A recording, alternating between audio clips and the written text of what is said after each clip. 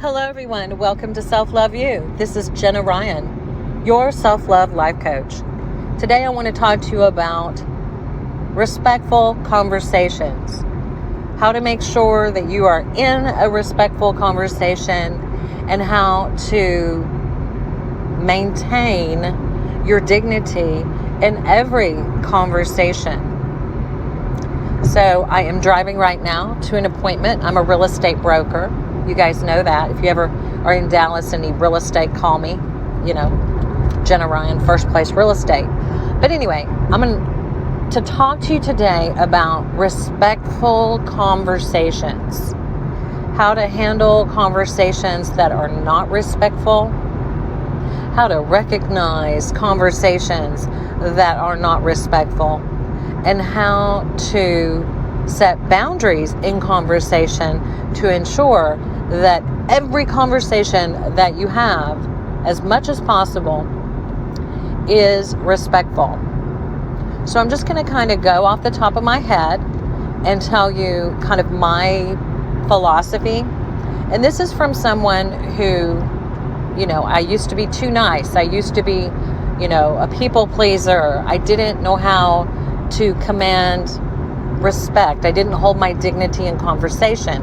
So the person who's talking to you right now, that's me, Jenna, okay? I had an issue with this, so I had to learn the hard way through trial and error, hard knocks, how to speak and demand.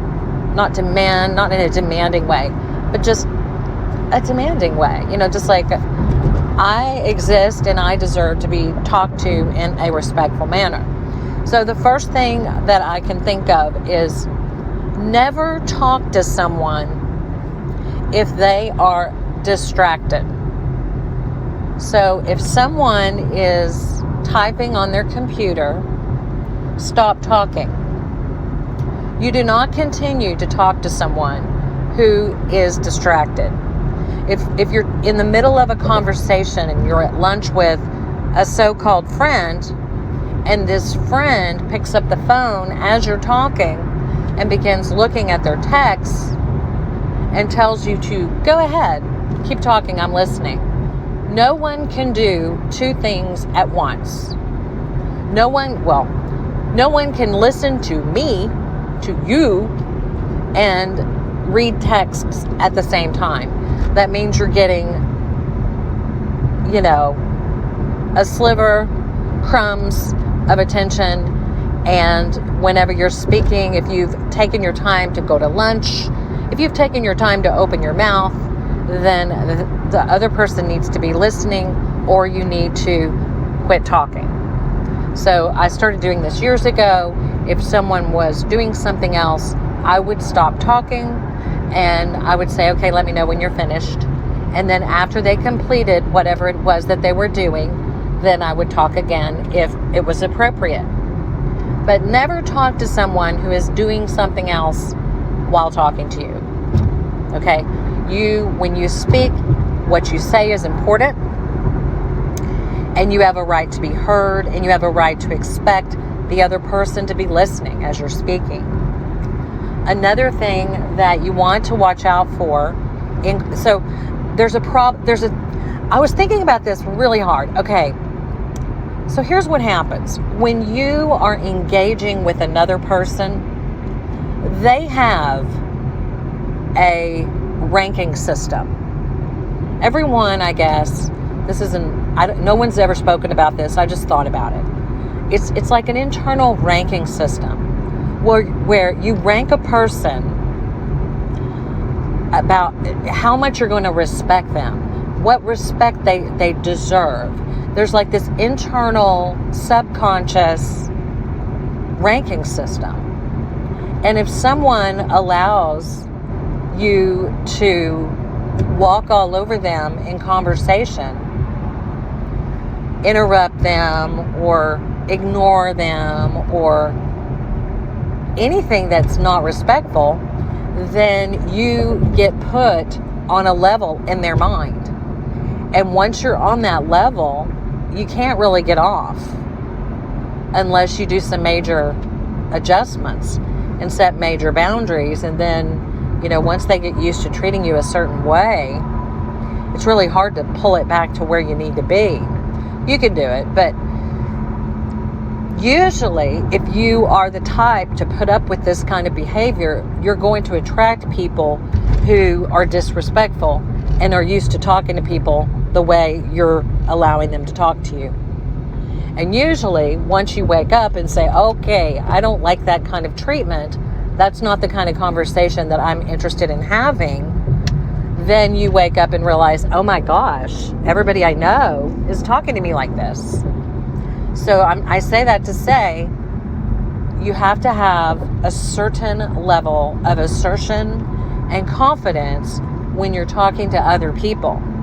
And you don't want to go back into, 1980 when you went through a lot of stuff and you were treated like crap, and, you still hold that today. We're in 2023 and you still hold that, little girl, little boy inside, and you just melt because it's somebody that's commanding, or somebody that's high status, or or you're in a vulnerable position. Let's say it's a medical professional. You can't just melt and collapse and turn into a child mentally. You have to stay strong. And part of staying strong is commanding, demanding, not rudely, but it's just the way you come across. It's the way that you sit with, good posture. It's the way you stand. It's the way you give out information. And it's also the way that you tolerate rude behavior or not. So it reminds me of a person that I encountered, and I had to deal with this person. It wasn't someone I chose. It was I guess I chose in a way, but I didn't realize, it was a service situation.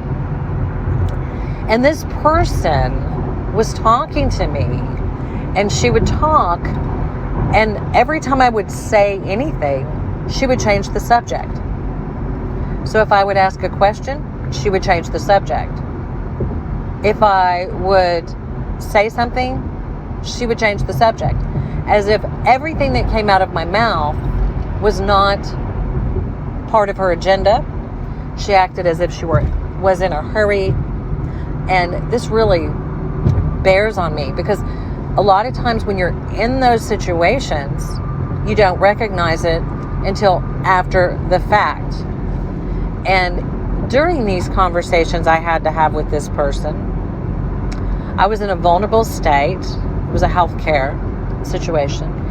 And she knew more than me. She had more information. She had information that I needed. She had procedures that I needed to understand. And every time I would ask a question or make a statement, she changed the subject. And that is so dismissive.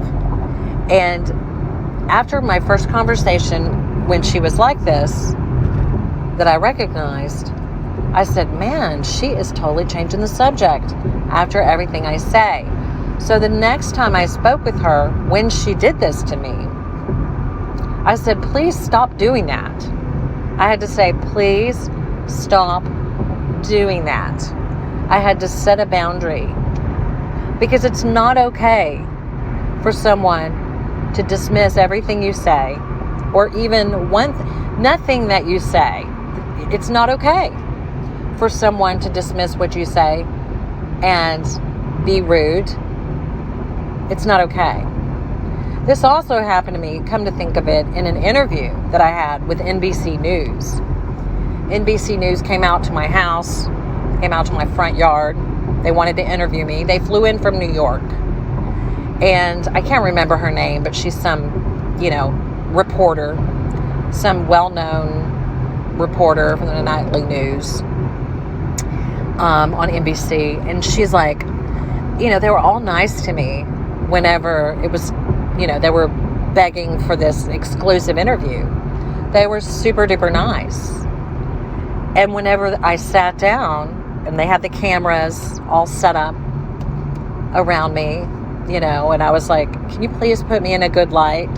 And they were like, oh, we'll just put you in a natural light. So they ignored everything I asked, but that's beside the point. When we sat down for the interview, I'm not prepared for this kind of stuff. Like, I'm just a life coach and a real estate agent. I'm not like a politician or a public figure.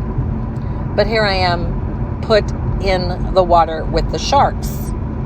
And this particular reporter, I wasn't used to. Like, I had handled some reporters before, and I was able to do it. And I was like, wow, that was fun. And of course, I also had some gotcha interviews. But this particular lady just started hammering me with questions. And it must be some sort of technique to make the person being questioned look like a complete idiot, because that's what I felt like. I felt completely discombobulated. And here I am in this interview, and she's just shooting, I guess you call it like, just one after the other. Ba-da-da-da-da, ba-da-da-da-da, ba-da-da-da-da. And none of the questions had anything to do with the other question. And they were all personal questions. And if I were to stop and say on camera and, be flustered, then they would be able to use that snippet of me being flustered. And they would have been able to show that out of context, because that's how the news works. It's not real. They'll take you out of context. Anyway, I did not know how to handle that. And I'm willing to admit it. I'm willing to admit that was way over my head. But I learned the hard way. What can I say? So it's kind of like that, like so rude. Like in that situation, I was in a pickle because anything I did was being scrutinized on camera. But in normal life, that's not how it works. In normal life, if the cameras were not on, I could have said, excuse me. I probably could have done it anyway, but hindsight's 20/20. I could have said, I could have controlled it a little bit better. You live and you learn. So in this situation with this medical professional, she just starts going off. So basically, who is it? Robarge, the guy who talks about attachment wounds and things on YouTube. That guy, Alan Robarge, he has some really good content that I like. And he talks about tossing the ball back and forth in a conversation or in a relationship, and how I love the way he says that he refuses to collude with people to be ignored.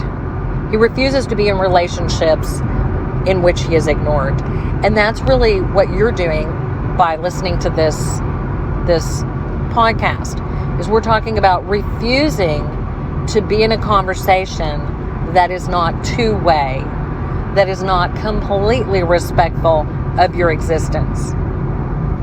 And so it's about stopping and requiring people in your life to be receptive and present and to see you and treat you with respect.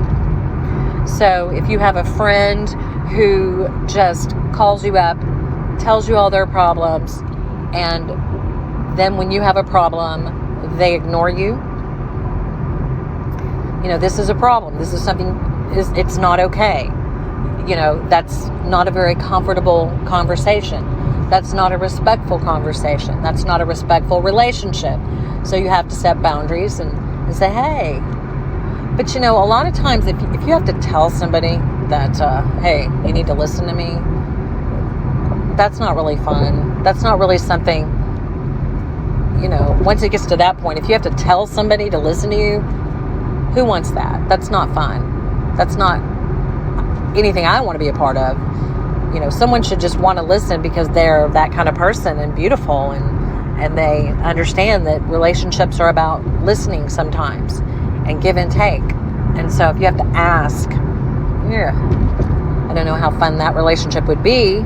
It might be good for something, but definitely not everything. And you definitely don't want to sit there and listen to someone over and over and over speak to you in a way that is not two-way. And I tell you what, it's really hard because sometimes you have these beautiful friends that you love, but they just are not talking to you in a respectful way. I have another friend who every time I spoke with her, she was in the mode of selling her MLM product. And so I loved this lady. She's so dynamic, fascinating, amazing, fabulous. She had so many great qualities that I adored, and she just was awesome. But every time we talked, or not every time, but 90% of the time that we spoke, I felt like she was trying to sell me something.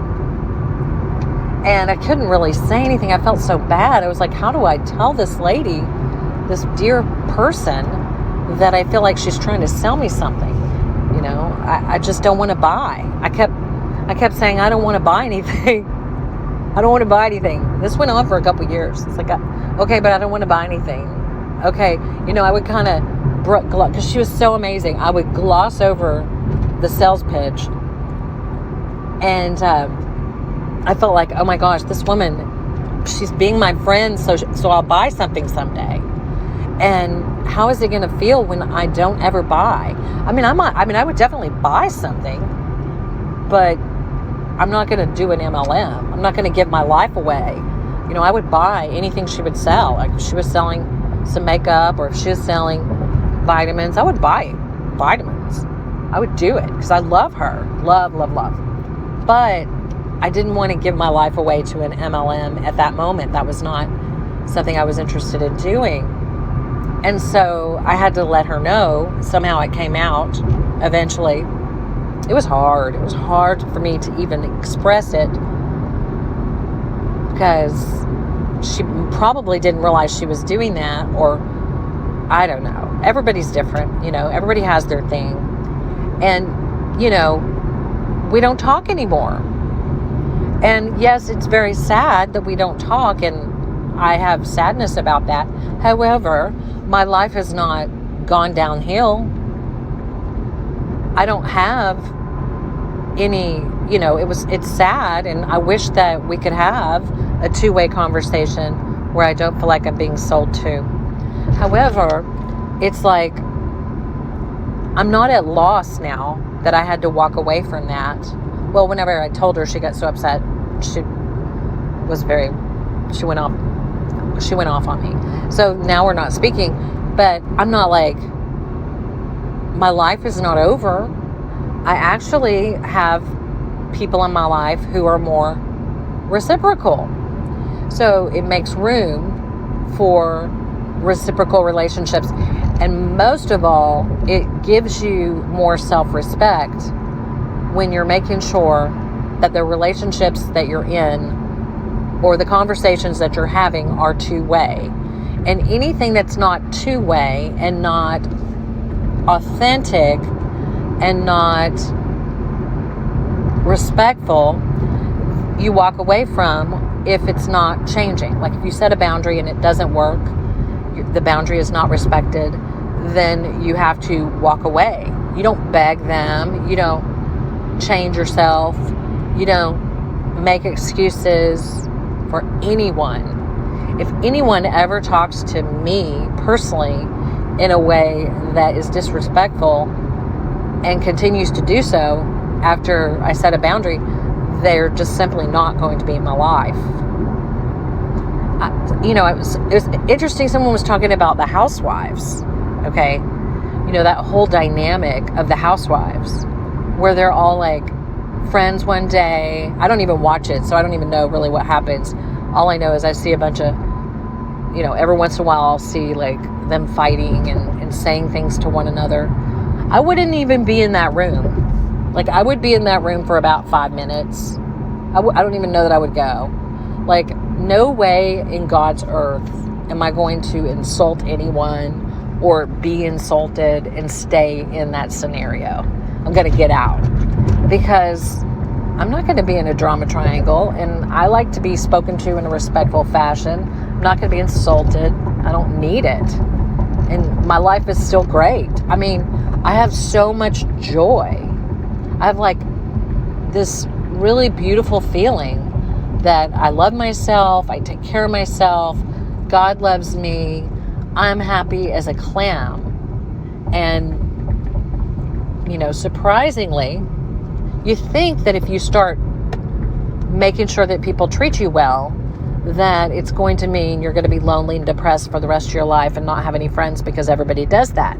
The truth is that you're actually happier, because that every time someone speaks to you in that kind of fashion, in a way that's disrespectful, or brushes you off, or dismisses you, or stops listening to you, or just fires off questions or interrogates you without respecting your personhood, anytime someone does that, then that is taking a piece of you. We don't realize that it just literally nabs a piece of you, takes a piece of you. And that's what makes you lonely and depressed. So if you're lonely and depressed, I think I've heard it said, look at the a-holes around you, because it could be them. It may not be you. It may be the people that you are allowing in your life to treat you as less than and not respect you and talk over you. And that's another thing, is people that, let's say you're in a conversation, in a group, in a room, and you bring up something.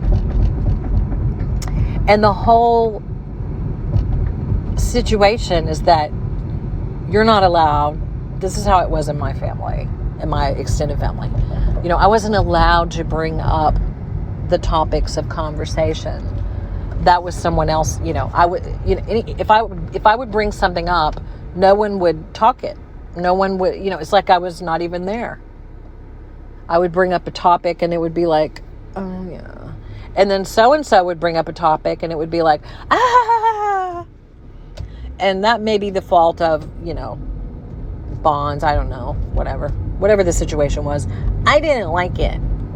And then also that happened in a church environment before, where, people, they could be envious, or they could think you're an idiot. Who knows? Whatever the case may be, you're not an idiot. And a surefire way to let people know is to stay away from people like that. Because who wants to be around someone that's insinuating that you're an idiot? Nobody. I don't. And then also, people can kind of pick up a vibe if you're not strong, if you're not assertive, if your words are questioning, like everything that you say about yourself or everything that you express has a question mark on it, and you're not assertive. You're not assertive in how you talk. You're just like kind of, do you think that's okay? Or if you sit in the chair to get your hair done. Oh, I know my hair's so ugly. I know. That's not going to get you any respect. You sit in the chair and get your hair done. You say, hi, my hair needs to be done. It looks great today, and it's going to look even better when you're done. That kind of thing. Like, not going around saying, oh, I know, I just, and putting yourself down. That will invite disrespect. And you deserve all the respect in the world, because you're fabulous. And just because you have a pattern of, being too nice, then that doesn't mean you can't change it. It's learned behavior. And now you're learning that you're fabulous, and you're learning that you need people to listen when you speak, and you have to catch them in conversations where they're going off in tangents and you're not involved in the conversation, and you're just there, they're just using you as like a crash test dummy, where you're just like, they don't even care. Don't be in those conversations. Stay out of those conversations. Okay, you guys, I'm at my destination, so I better get out and take care of this real estate transaction. And don't forget to subscribe. Don't forget to write a comment, because the comments really help. I think YouTube might have messed with my algo and taken away a lot of my views. So you guys have to help me out and come to the channel and get notifications, because we don't want to rely on anyone else. We want to, if you want what I have to say and you like what I have to say, please share. Okay, I'm here. And until next time, this is Jenna Ryan, and I'll talk to you soon.